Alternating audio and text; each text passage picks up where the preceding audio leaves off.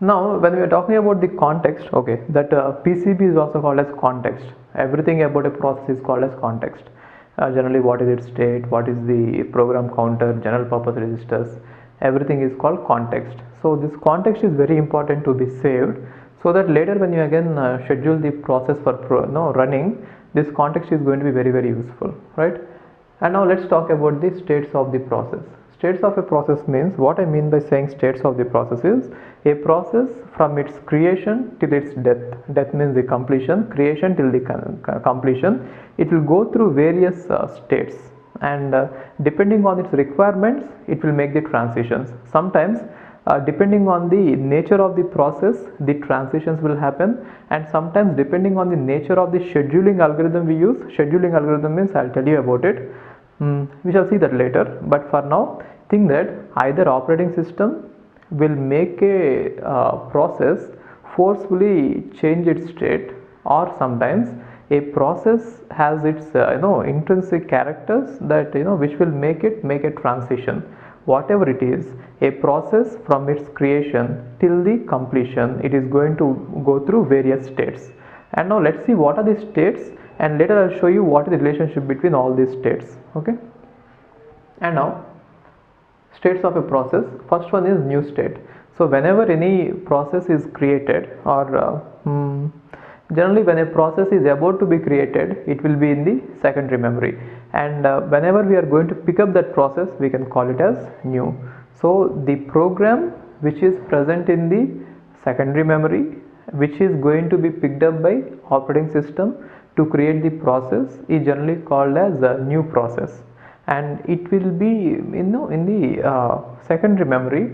Strictly speaking, it should not be called a process set, it should not be called a new process set, because there it is not very clear, either it is created or about to be created. If it is about to be created, it is still a program. If it is created, it is a process. But anyway, that is standard terminology. Is many people call it as new process, even though the program is in the main secondary memory hard disk, and even though we are going to pick it up, for some time we'll call it as new process. And after that, ready. So ready state means, from the new, whenever you create a new process, that will be ready to run, right? Then we take all the processes and then put them in the ready state, which are ready to run, right? So whenever you create the process, that will directly enter the ready state. So maybe you can think of new as when the process is in the secondary memory, and you can think of this ready as when the process is in the main memory. Got it? Whenever it is created, it will directly come to the main memory, and now in the main memory there can be many processes which are ready to run, and it is up to you which one you are going to choose and which one are you going to execute. So depending on that, we have various types of multi-programming. See this? Multi-programming, the main meaning of multi-programming is when we have many processes which are ready to run, that is what is called multi-programming. When you have only one process which is ready to run, and that is not called as multi-programming. Okay, multi-programming means we have a choice, we have pool, we have lots of processes from which we could pick any process and we could run it. That is called multi-programming. And normally multi-programming is of two types. So with preemption and without preemption. So one is with preemption. Okay, what is preemption is when a process is still running, when a process is still having some let us say when a process still needs more time to run, at that point, at that particular time, we'll forcibly remove that process and we give the processor to the other process, which means, assume that there is CPU and now the process P1 is running on the CPU, but it still needs it, it is not yet completed, but still what we do is we force it to leave, we force it to get out get out from the CPU, and then we try to get a other process to run now, right? So this is called as preemption. So preemption is nothing but we are trying to stop a process forcefully and then put the next process there, right? So this is also called as, with preemption, it is also called as sometimes multitasking. Multitasking means we are having, I told you, right, we are having many processes and we are going to share, right? Or it is also sometimes called as time sharing. Time sharing means we are not running only one process throughout the time, we are sharing the time among various processes, right? And therefore when you have these many processes in the ready state, you could pick any one of them depending on the strategy you are using. Let us say you have picked up a process P1. One thing is you need not, sometimes you will not force the process to leave until it finishes. That is called as without preemption.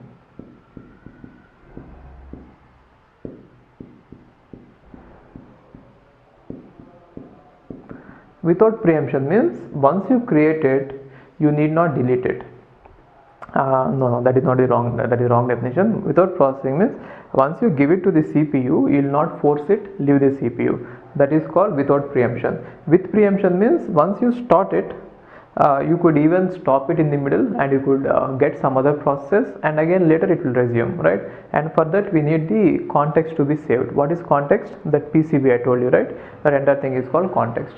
And now and moreover, when you pull out one process and send the next process, it is also called as context switching. I'll talk about this context switching again when I talk about the scheduling algorithms.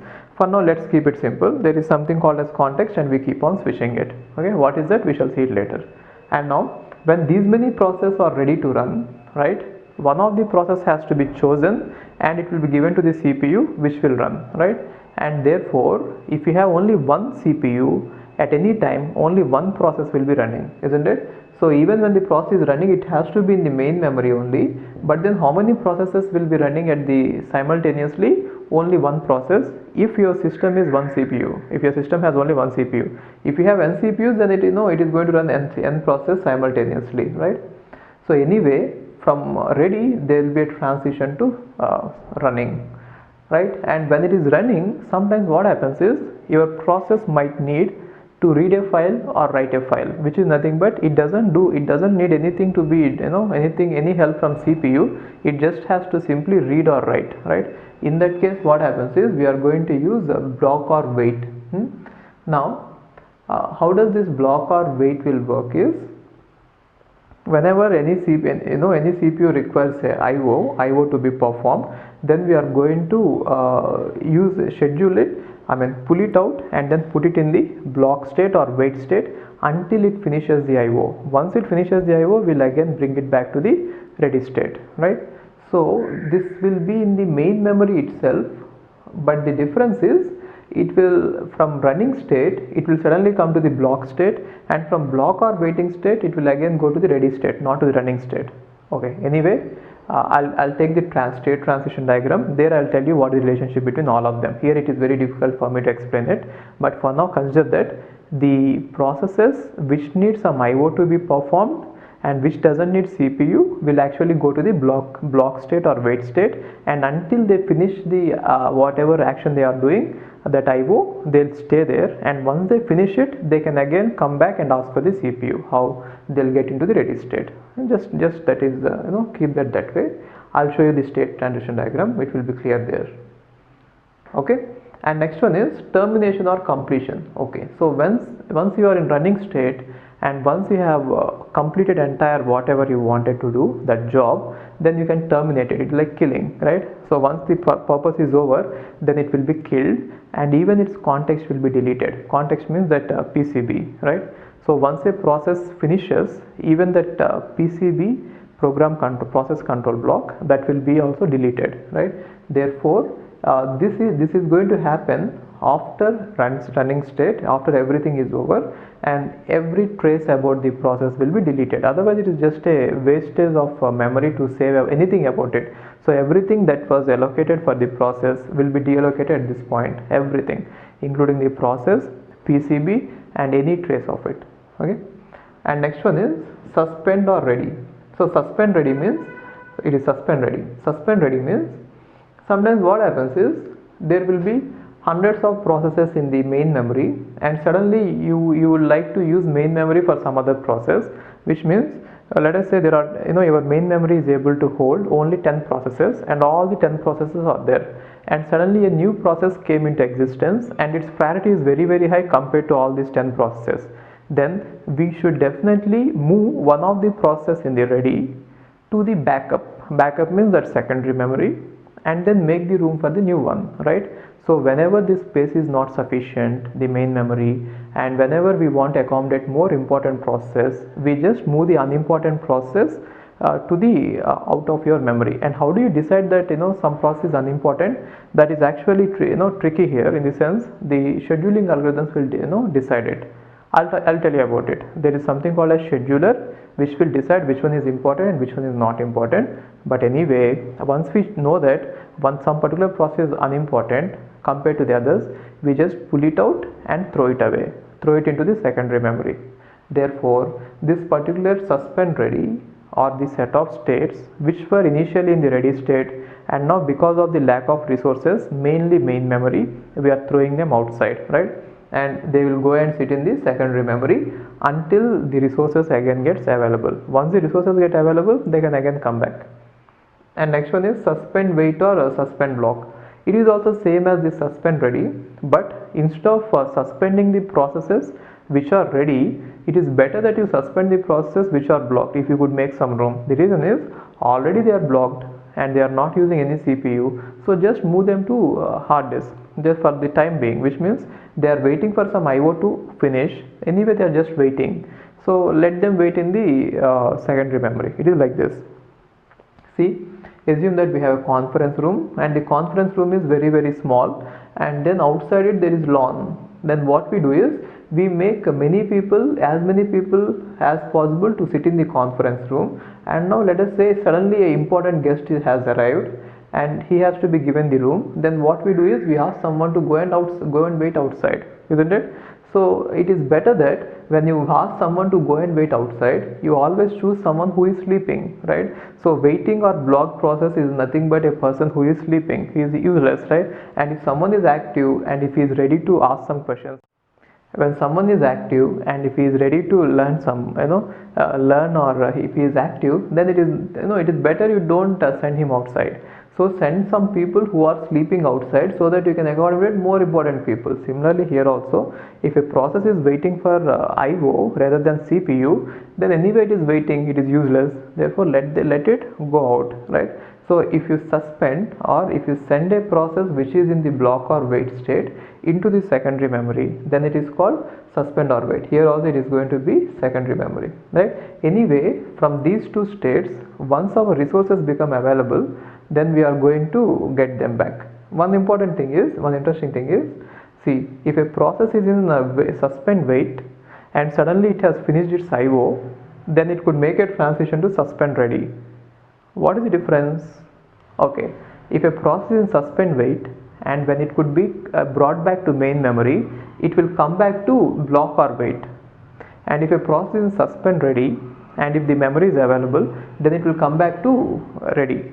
But when the process is in the secondary memory waiting for the IO and its IO has been finished, then it could make a transition to suspend ready in the secondary memory itself, and later when the memory becomes available, it can directly come to the ready state. Anyway, I am going to show you all these transitions in a state diagram. Just wait for some time, okay? And now coming to the operations on processes, we have various operations. One is creation. So first we create it. So once we create it, then the process will be ready and it will be in the main memory. And then we schedule it, which means when we have many processes in the ready queue, we are going to pick one of them, that is called scheduling, and give it to the CPU. Schedule it and then execute it. Executing means once we give it to the CPU, it will start executing. And then killing or delete. So killing or delete means whenever you are done with your work, you could simply kill it, right? I mean, whenever the process is over. So these are all the operations that the operating system will perform on a process. So fine, we shall see state diagram and we shall see other concepts which will make all this. See, right now what I am trying to do is I am just trying to put the dots here and there, and later I will connect all the dots, and once I connect them, it will all completely make sense. Till then there might be some doubt on your mind about what is this, what is that, but just keep watching it, okay? Don't give up, keep watching.